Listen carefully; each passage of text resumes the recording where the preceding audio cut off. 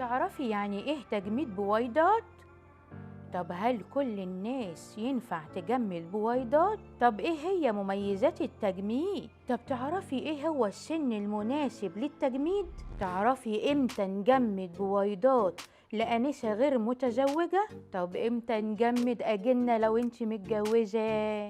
كل الأسئلة دي هجاوبك عليها، بس الأول ادخلي على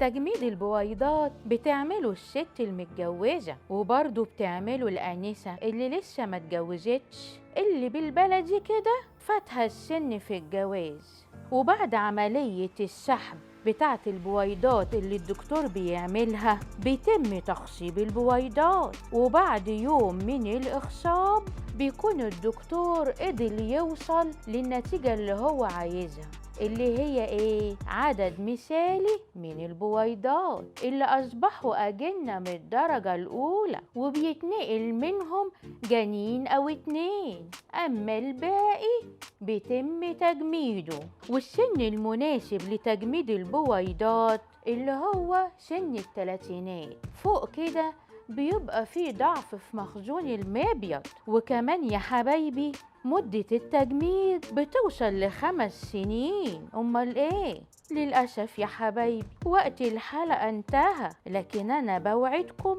إن إحنا الحلقة اللي جاية هنكمل موضوعنا عن تجميد البويضات. هكلمكم فيه عن مدة التجميد قد إيه، وعن الست اللي ما تقدرش تجمد، وعن مميزات التجميد. استنوني يا حبايبي في الحلقة اللي جاية من برنامجكم الداية.